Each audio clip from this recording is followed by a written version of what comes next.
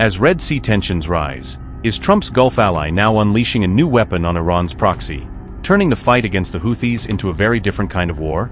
Is Riyadh opening a new front against the Houthis, this time not with missiles but with paid influencers and digital messaging?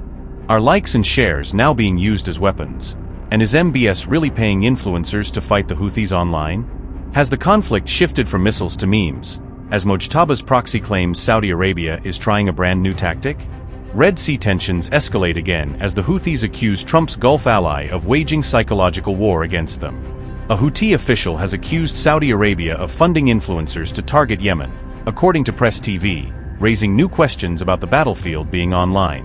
The claim was made on August 2nd by Mohammed Al-Farah of Ansarullah's political bureau, who framed the accusation as part of a wider media battle. Al-Farah claimed the campaign is aimed at shaping public opinion through digital platforms, where influence can spread faster than bullets. He also said the alleged effort is designed to distort facts and weaken Yemen's internal front, raising the stakes of this information war. Mohammed Al-Farah said, and I quote, "Saudi Arabia is currently seeking to attract some content creators and YouTubers, employing them as tools in a psychological war. Targeting their own people, turning them into part of the mechanisms of aggression against them. Regrettably, some of them have accepted being reduced to a commodity bought with money, debasing themselves to this extent. It is worth noting that the fame they previously attained did not come from nothing, rather they earned it because they were steadfast in their positions and resilient alongside their people. But from the moment they aligned themselves with the enemy, that fame began to fade, transforming in the eyes of many from their own people into a curse, and they are now regarded as mere tools rather than holders of principled stances. We have seen numerous examples of those who once enjoyed widespread presence and influence. Yet when they sold their positions for a paltry price and joined Saudi Arabia's ranks, they lost all their influence. People no longer pay them any attention and treat them like the rest of the mercenaries. Thus, the process of recruiting these individuals is not a gain for them. In truth, it is a stain on their reputation and an embarrassment to their legacy in the eyes of their people. My advice to every influencer: your place in the hearts of your people's children, and the respect people have for you, are more precious than any money. For money fades, but if your reputation falls, it may be difficult to reclaim it.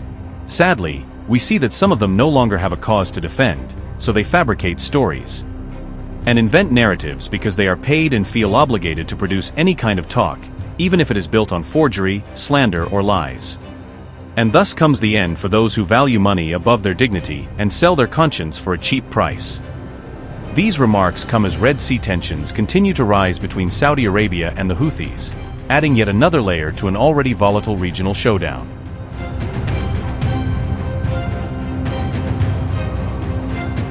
Saudi Crown Prince Mohammed bin Salman urged dialogue during a phone call with Donald Trump, emphasizing the importance of diplomatic engagement amid rising regional tensions. MBS stressed the need for diplomatic solutions to prevent a wider regional conflict, calling for efforts aimed at reducing escalation and maintaining stability. The Saudi press agency said the two leaders discussed regional developments and global impacts, including security concerns and the broader consequences of ongoing tensions. The Crown Prince called for steps that preserve security and stability in the region, highlighting the importance of avoiding actions that could further intensify conflicts. According to Axios, MBS raised concerns over the possibility of new US strikes against Iran, expressing Saudi Arabia's interest in understanding potential future developments. The report said the Saudi leader sought clarity on Trump's plans for possible future military action, as regional countries continue to monitor rising tensions. MBS reportedly urged Trump to focus on de-escalation rather than additional strikes, emphasizing diplomatic approaches as a way to avoid a broader confrontation. This comes as Trump has not yet issued any final orders for a new military operation against Iran, leaving the possibility of further US action uncertain.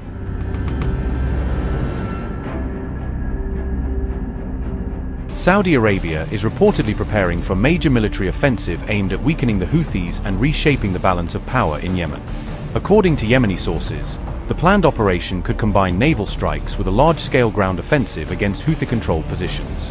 Saudi forces have reportedly been repositioning troops in eastern Yemen ahead of the potential operation, according to a report by The Guardian.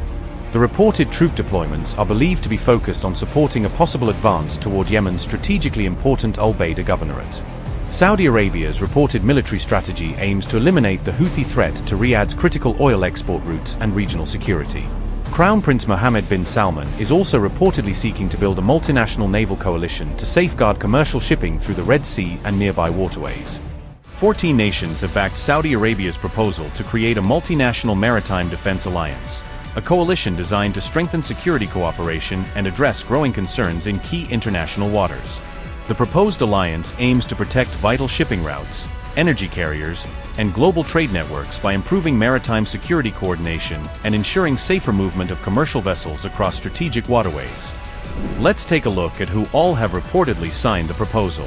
Turkey, Pakistan, Egypt, Sudan, Djibouti, Saudi Arabia, Kuwait, Bahrain, Qatar, Jordan, Yemen, Bangladesh, Nigeria, and finally Somalia. The countries involved supported the founding arrangements of the proposed maritime coalition, marking an initial step toward establishing a joint framework for greater cooperation on regional and international maritime security. Other participating states also expressed support for the initiative, while continuing to complete their respective domestic approval processes before formally joining the proposed alliance. Riyadh has also called on the United States and several European allies to support efforts aimed at strengthening security in the Red Sea, according to reports from The Guardian. Saudi Arabia is expected to serve as the founding and leading country of the alliance, taking a central role in shaping the coalition structure and future operations. Reports indicate that Riyadh will host the main headquarters of the proposed coalition, positioning the kingdom as the primary hub for coordinating maritime defense efforts among member states. The coalition is expected to focus on countering threats against commercial vessels and maritime infrastructure, with a goal of protecting critical shipping routes and maintaining the stability of global trade networks. The development comes as military chiefs and diplomatic envoys from 43 countries attended Saudi-led defense talks, where officials discussed challenges facing maritime security and regional stability. A European Union delegation also participated in the meeting on maritime security, highlighting broader international interest in addressing risks affecting shipping routes and economic activity. Officials discussed recent attacks on commercial ships, threats to energy carriers, and growing risks to global supply chains caused by instability in strategic maritime regions. The move comes as tensions surrounding Red Sea shipping continue to escalate across the region, raising concerns over the safety of commercial vessels and the uninterrupted flow of goods and energy resources. The development follows the Houthis' declaration of a maritime blockade against Saudi Arabia on July 20th, increasing fears of further disruptions in regional waters. The group has since targeted Saudi tankers, intensifying concerns over the security of energy routes and the potential impact on international oil and shipping markets.